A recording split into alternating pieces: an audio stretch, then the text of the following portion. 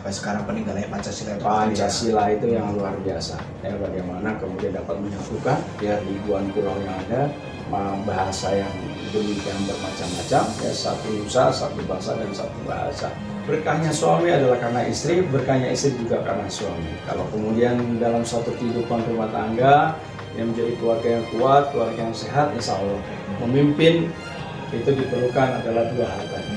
Ya, keluarga yang kuat, keluarga yang sehat.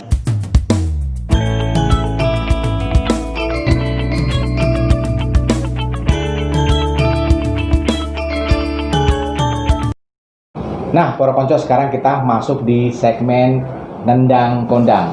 Pak Tri, kita ngomongin tentang sesuatu hal tentang kondang Pak Tri. Ada 3 pertanyaan Pak Tri. Yang pertama Pak Tri, sosok kondang siapa sih Pak Tri yang menjadi inspirasi Pak Tri dalam setiap beraktivitas lah? Orang tua saya. Jadi bapak saya, ya, beliau adalah merupakan orang tua sekaligus guru. Yang terus memberikan mendirect terkait dengan pola, tindak, perilaku, dan kemudian sikap. Ya, beliau selalu mengajarkan sikap jujur, kemudian bekerja keras, disiplin. Jadi untuk meraih kesuksesan itulah yang harus kemudian harus diraih. Jadi ada pengalaman yang sangat membekas di hati Pak Tri sama orang tua itu. Jadi bapak saya orang yang sangat tegas, ya. Beliau sebagai seorang pengajar, ya, di mana pada saat kalau beliau masuk ke dalam sekolah saja, itu tidak ada anak-anak sekolah itu yang kemudian, padahal dia di sekolah SMA, itu yang berani keluar dari ruangan. Itu tugas ya, banget, tugas banget. Jadi galak ya, Pak Tri, ya? Galak. Jadi galak benar. Jadi tetapi dia tidak kasar. Gitu. Jadi yang muncul adalah bagaimana orang itu dihormati, kemudian disegani. Sehingga beliau begitu juga dekat dengan seluruh sivitas akademika yang ada di sekolah. Baik mulai dari tukang sapu, kemudian pengajar, kemudian juga terhadap anak-anak. Jadi anak menjadi figur yang sangat disegani oleh anak-anak di sekolah. Beliau masih ada, saya Pak? Beliau sudah tidak ada. Ya, beliau sudah settle, ya, sudah dimakamkan di Yosodipuro sana, di makam keluarga. Mungkin beliau ini sekarang mendengarlah dengan Pak Tri. Apa sih yang ingin Pak Tri sampaikan ke beliau? Pak Tri sekarang udah jadi orang yang sangat bisa dibilang sukses lah seperti itu. Jadi ada satu hal yang menjadi pelajaran kehidupan buat saya adalah bahwa hidup itu adalah lebih baik dari generasi sebelumnya. Itu yang selalu disampaikan. Jadi bagaimana generasi penerus kita itu harus lebih baik daripada generasi sebelumnya. Nah, saya juga berharap demikian. Indonesia harus lebih maju daripada Indonesia sebelumnya. Ya, bagaimana kemudian kita di dalam rangka mengisi hari-hari ini, di dalam rangka untuk membangun ini, di dalam rangka mesejahterakan warga masyarakatnya. Jadi itu Pak Tri ya, ya. Yang dipesankan beliau ya Pak Tri. Dipesankan beliau. Ya, jadi beliau selalu menyatakan what is name, apa arti sebuah nama. Jadi itulah adalah bagian dari cita dan doa daripada orang tua kepada kita. Ya, kemudian kita juga harus memiliki personal price. Jadi ada harga diri bahwa kita memiliki satu sikap, ya, bahwa yang benar harus dinyatakan benar, yang salah harusnya. Itu yang harus sikap-sikap kehidupan itu yang kemudian melekat dalam kehidupan tidak saya, tetapi kemudian juga seluruh keluarga. Apalagi kemudian saya adalah keluarga di antara keluarga saya hanya 1 laki-laki dan 5 perempuan, sehingga selalu memberikan tanggung jawab lebih bahwa kamu besok adalah sebagai pengganti bapakmu. Itu yang tuh para konco, hal yang sederhana dari orang tua. Kalau kita bahasa Jawanya kita gugu lah Pak, gugu ya? Dan ditiru. Itu menjadi suatu hal yang penting buat karya kita.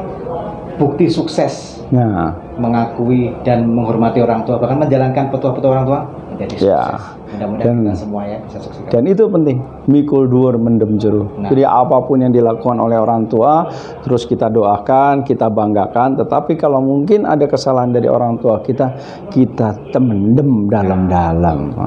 Filosofi sekali saudara-saudara para konco. Selanjutnya Pak Tri, sosok yang sangat berjasa di balik kondangnya Pak Tri ini siapa sih Pak Tri? Saya kira istri. Istrilah yang kemudian memberikan support, yang memberikan semangat, di mana selalu berada di sisi kita pada saat kita susah, pada saat kita senang.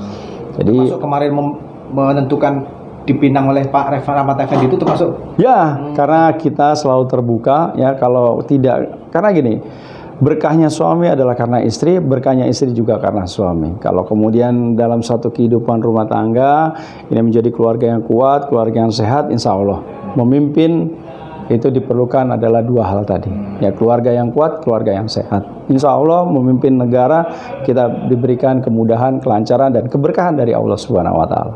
Mantap ya konco-konco. Pak Tri, tapi saya penasaran nih Pak Tri. Ya. Rambu-rambu apa sih Pak Tri dalam tanda petik nih Ya. di dalam keluarga ketika Pak Tri nih menentukan kebijakan A, B, C. Kadang cawe-cawenya istri itu seperti apa sih Pak Tri? Saya memberikan garis lurus yang jelas sejak saya memulai karir di birokrasi dan sampai hari ini di politis. Jadi cukup bahwa istri tidak pernah ikut dalam konteks yang itu. Ya, jadi semua keputusan apakah itu di kantor, kemudian di kegiatan di luar, ya itu istri hanya sebagai pendamping. Jadi tidak boleh ikut dalam. Tetapi istri wajib melakukan kegiatan yang memang menjadi tugas pokoknya sebagai pendamping. Sebagai ketua PKK, sebagai ketua Dharma Wanita, dia berhak. Dia harus wajib memberdayakan, mengoptimalkan kinerja daripada tugas yang diberikan. Sebagai ketua Dharma Wanita, ya wajib berhak memberikan satu edukasi, memberikan satu pemahaman, kemudian membangkitkan ya para istri-istri pegawai negeri sipil ya yang kemudian di bawah jenjangnya untuk kemudian sama-sama membantu suaminya, mendoakan suaminya agar dapat bekerja lebih baik lagi, lebih baik lagi, lebih baik lagi. Nah, itu para konco. Jadi jangan justru istri itu merongrong ke suami. Pak, mumpung jabat nih Pak, mumpung menjabat, ayo Pak, golek duit. Itu banyak yang salah saudara-saudara. Itu harus diperhatikan. Pak Tri ini mencoba menerapkan itu Pak Tri ya. Betul, dan ingat bahwa istri itu adalah pendaringannya keluarga. Jadi berapapun yang dikasih suami, dia harus dapat mengelola secara baik. Cukup nggak cukup, dia harus kemudian berinovasi, berkreativitas. Bagaimana hasil yang sudah didapatkan, rezeki itulah yang kemudian bisa. Jadi apalagi kemudian saya dapat dawuh dari bapak itu bahwa betul, bekerja itu adalah pengabdian, bekerja itu adalah melayani. Jadi nggak pernah orang tua saya mengajarkan, le golek duit yang akeh, tapi pasti dikasih tanya, le kamu harus berbuat baik terhadap orang lain. Karena sebaik-baiknya manusia adalah dia bisa berbuat baik terhadap banyak orang. Itu ya pencerahan dari Pak Tri ya. Tapi saya mau tanya lagi nih Pak Tri, kalau ada telepon berbunyi, yang telepon istri sama yang telepon Bang Pepen, yang diangkat duluan coba Pak Tri. Bang Pepen. Setuju saya Pak. Ya, Bang Pepen, nah, tugas yang paling penting ya. Jadi nomor 2 tetap nomor 2 keluarga, nomor pertama adalah kantor. Top saudara. Tugas ya. Oke, pertanyaan terakhir Pak Tri. Sosok kondang yang pengen sekali Pak Tri ketemui, pengen diajak kolaborasi yang sampai sekarang belum tercapai ketemu itu siapa sih Pak Tri? Mungkin ada idola Pak Tri yang saya kira Bung Karno lah.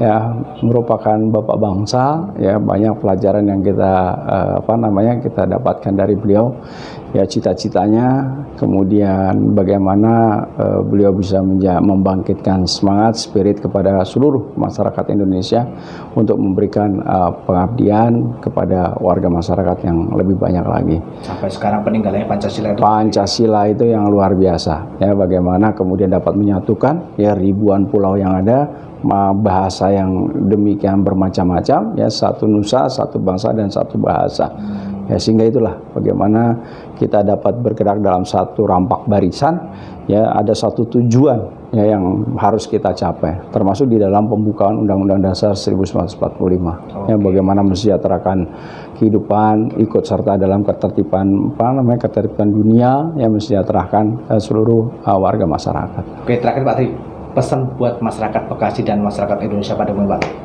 Jadi mari kita bergandengan tangan, kemudian kita hilangkan kepentingan dari kita pribadi, golongan, dan yang lebih utama adalah bagaimana kita mewujudkan Indonesia yang maju, Indonesia yang sejahtera ya, dalam satu bingkai Bhinneka Tunggal Ika. Mudah-mudahan Pancasila terus berada di bumi Pertiwi Indonesia. Oke, itu tadi saudara-saudara segmen Nendang Kondang bersama Wakil Wali Kota Bekasi Pak Tri Hardianto.